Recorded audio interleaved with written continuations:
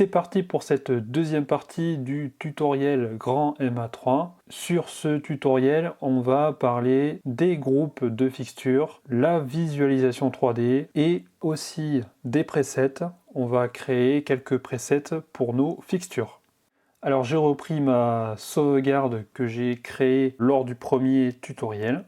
N'hésitez pas à vous sauvegarder 2 fois cette sauvegarde-là pour d'un côté pouvoir faire quelques expérimentations et de l'autre pouvoir continuer à suivre les tutos. Dans ce tutoriel, on va déjà ici commencer par créer un groupe de fixtures. Alors il se peut qu'il m'arrive de dire à la fois projecteur et fixture. On est bien d'accord que je parle exactement de la même chose. Alors, nous allons créer un groupe de fixtures dans la fenêtre groupe des fixtures, ici en bleu. Pour ce faire, j'ai plusieurs solutions. On aurait l'astuce via la barre de commande, c'est-à-dire d'appeler chaque fixture par son numéro d'identification. Donc par exemple, fixture 1 plus fixture 2 plus fixture 3. Etc., etc.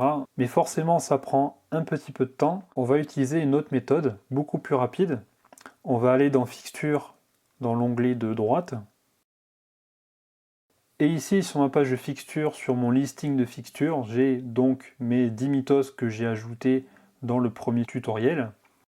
Et en fait, je vais, avec la souris, aller sélectionner mes 10 mythos. En jaune, donc, les fixtures que je viens de sélectionner. Je reviens sur Tuto. Pour enregistrer notre groupe de fixtures, on a 3 méthodes. On a la première méthode Store en tapant dans la barre de commande Store et en cliquant dans la fenêtre du groupe. Voilà. On a l'autre méthode en cliquant sur notre macro avec la fonction préenregistrée. Donc je peux cliquer sur Store et je vais cliquer sur groupe. Et l'autre fonction que je trouve beaucoup plus rapide, vous allez simplement faire un clic long gauche dans une case vierge. Je viens automatiquement d'enregistrer mon groupe sans passer par la fonction store de la macro ou sans avoir à la taper dans la barre de commande. Je vais supprimer 2 de ces 3 groupes parce que j'ai besoin d'un seul groupe. Pour supprimer, on utilise la fonction des raccourcis qu'on a vu sur le premier tutoriel. On garde clic gauche, on tire vers le bas. Et cette fois-ci, au lieu d'aller sur Label, on va aller sur Delete.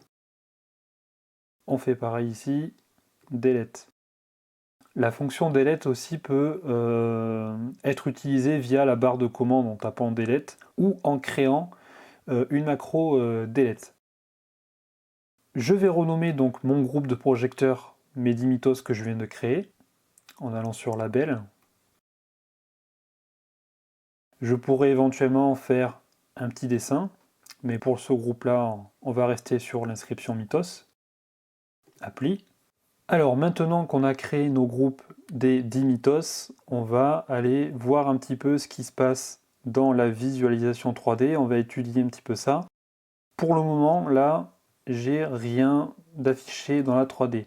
En réalité, mes 10 mythos sont actuellement placés dans le sol ici de la 3D. Et ce que l'on va faire ici, je vais vous montrer comment placer vos fixtures dans la visualisation 3D. Pour passer en mode Setup dans la visualisation 3D, on va aller en haut à droite de la fenêtre 3D.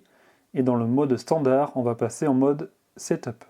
Je vois qu'en bas, dans ma section encodeur, j'ai des nouvelles choses qui viennent d'apparaître. Donc c'est tout ce qui est réglage de la 3D.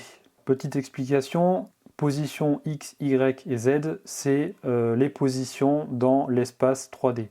La position X, c'est la position horizontale. Position Y, c'est la position sur la profondeur.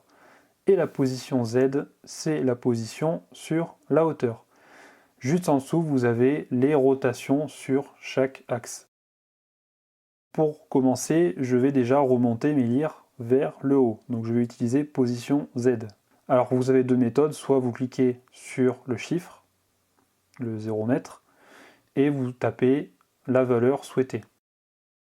Ou alors l'encodeur ce sont les mêmes encodeurs que vous trouvez sur les pupitres grand MA3. Pour l'encodeur, on clique dessus et en fait, il faut faire un cercle avec la souris. C'est pas forcément évident à prendre en main au début, mais on s'y habitue. Donc là, je vais placer mes lyres. Voilà. Le logiciel me dit que je suis à 6,20 m du sol. On peut ajuster et mettre 6 mètres. Et vous allez me dire que actuellement j'ai une seule lyre d'affiché. En fait, les 10 mythos sont actuellement les unes sur les autres. Maintenant, on va placer ces 10 mythos sur une distance. On pourrait prendre une fixture par fixture, donc une mythos par mythos, et les placer les unes après les autres. C'est un petit peu fastidieux, c'est pas ce qu'il y a de plus précis dans le placement, donc on va utiliser une méthode où le logiciel place automatiquement vos fixtures sur une distance donnée. À savoir que sur la 3D, comme sur les scènes de concert, de spectacle, vous avez toujours un point 0 qui est le point central de votre scène. Ici, j'ai bien mes lyres qui sont sur le point 0 de l'axe des X horizontal. On le voit bien sur position X, je suis à 0. Également sur la profondeur 0. Et on va imaginer qu'on a une structure de 10 mètres ici qui est positionnée par rapport au point 0 de la 3D. Donc le centre de la structure est au point 0. Et je vais donc dire au logiciel que je voudrais placer ces 10 mythos sur la structure de 10 mètres. Je vais aller dans position X, je clique, et dans cette fenêtre, je vais dire par rapport au point 0 que je veux placer mes lyres de moins 5 mètres. Alors je vous conseille de taper le moins 5 mètres avec le clavier, parce que j'ai remarqué qu'en tapant depuis la fenêtre moins 5, il y a un petit espace et le logiciel ne prend pas en compte le moins 5. C'est, je pense, un petit souci qui sera réglé dans les prochaines mises à jour. Donc je tape moins 5 avec le clavier, moins 5 mètres. Je vais utiliser la fonction true, donc qui signifie jusqu'à, et je vais aller inscrire 5 mètres. Donc là, je suis en train de dire au logiciel que je veux que les positions de mes lyres soient de moins 5 mètres, donc c'est-à-dire à peu près à ce niveau-là, jusqu'à plus 5 mètres, qui va se situer à ce niveau-là à peu près. Je fais please, et j'ai donc mes 10 lyres qui sont positionnés sur une longueur de 10 mètres par rapport au point 0. Maintenant que j'ai placé mes 10 mythos, je vais repasser en mode standard ici. Voilà. Alors sur la barre de gauche ici, vous avez tout un tas de fonctions pour vous promener dans la visualisation 3D. On peut rajouter également, ce que moi je ne l'ai pas rajouté, on va aller voir ça directement dans la section 3D ici, on peut avoir la barre ici des différents angles de vue. C'est-à-dire ce sont des angles préenregistrés de vue de votre 3D.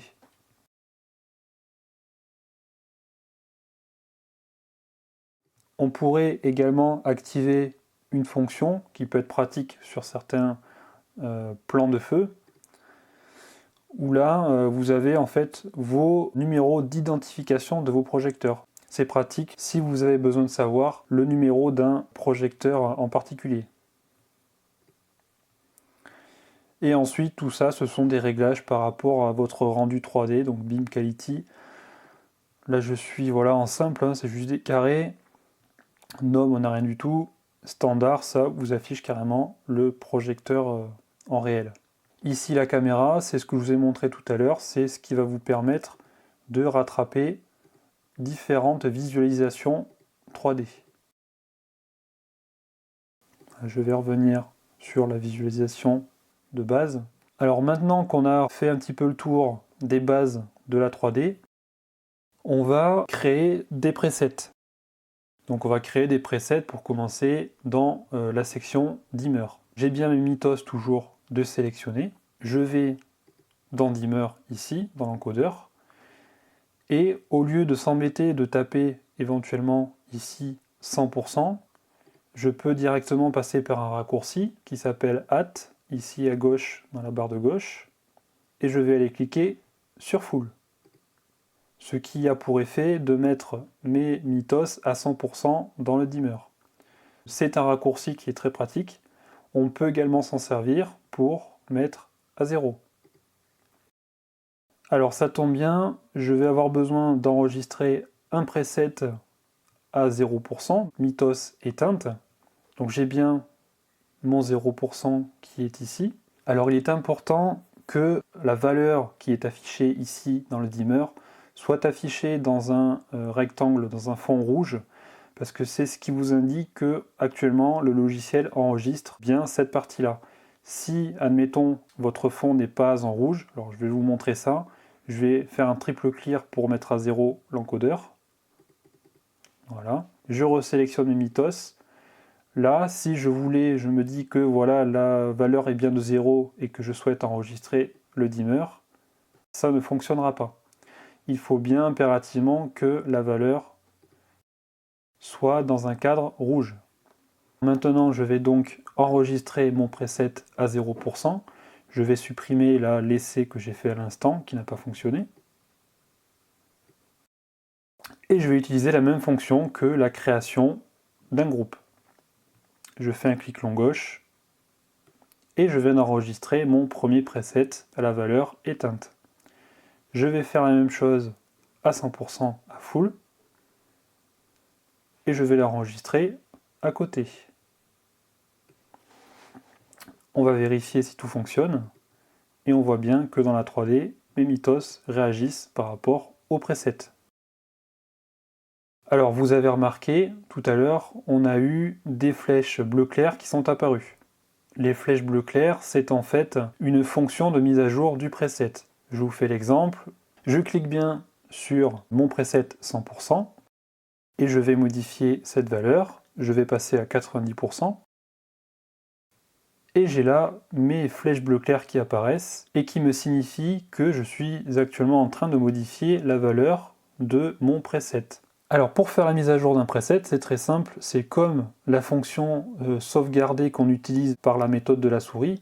On va faire un clic long gauche sur ces flèches bleues et je viens de mettre à jour mon preset à 90%. Alors cette fonction de mise à jour de preset est très pratique quand vous avez besoin de mettre à jour rapidement des presets. Ça vous évite également de supprimer le preset et de le recréer. Cette fonction, réellement, on appelle cette fonction la fonction update. Et on l'a trouvée déjà sur Grand MA2, mais l'approche était différente et je trouve qu'elle était moins pratique. Et là, sur Grand MA3, c'est vraiment super pratique pour mettre à jour vos presets. C'est-à-dire que là, admettons, je me dis finalement, je veux que ce preset soit à 100%. Donc je clique bien sur mon preset, je fais at full, je fais un clic long gauche et je viens de mettre à jour mon preset. C'est très très simple. N'oubliez pas de sauvegarder votre show sur la roue crantée et en faisant Quick Save. Voilà pour cette deuxième partie, on se retrouve très prochainement pour un nouveau tuto.